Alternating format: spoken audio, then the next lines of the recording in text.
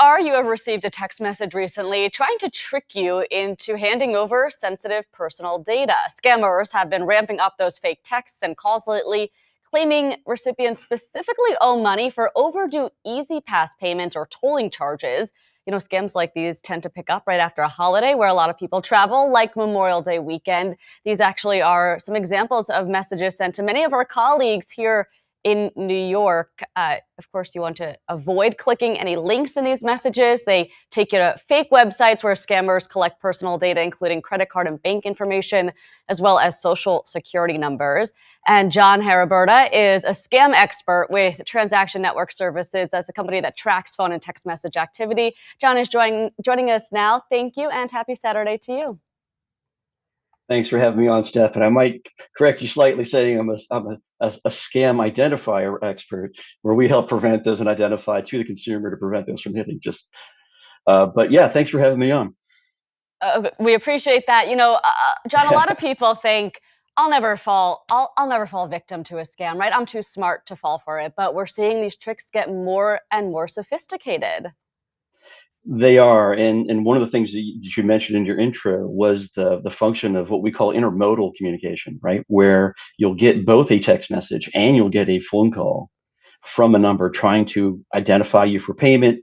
They'll give you the link like you show on your graphics there that you can go pay, or they'll call you to say, well, why don't you just give me your credit card number now and let me take care of that debt for you. So that's a risk for the consumer that we want to make sure that they're aware of, and they have ways to mitigate that and basically avoid that trap that they could fall into. It's interesting here in New York City with the start of congestion pricing. There's been a lot of confusion about the new tolls. So to see that targeted specifically is something that a lot of New Yorkers might be saying, "Hey, maybe this is just the new way it works." Exactly, because this is what spammers usually take advantage of, right? There's various seasonal things like tax scams that come up in April. There's healthcare ones that come up at open season for signing up for new healthcare services in November. And so we see this now with the congestion pricing. There's a lot of confusion going on.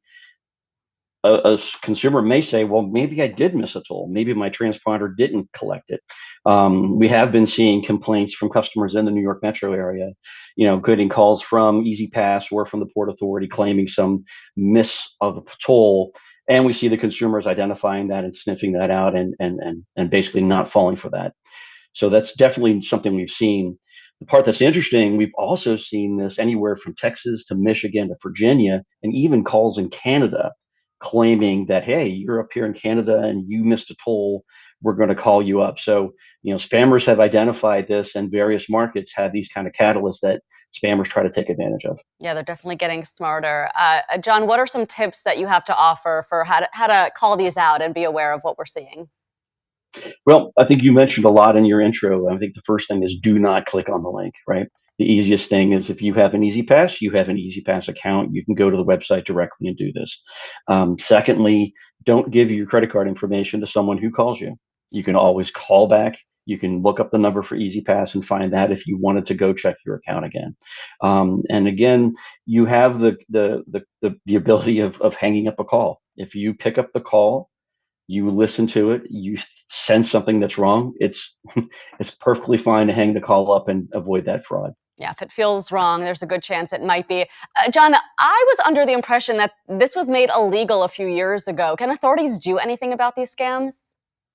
Yeah, certainly. So states attorney generals have been working together for the last couple of years, understanding how to identify these spammers and identify where they're coming from, how that traffic is being generated, and then finding those parties and basically setting them up with penalties and fees.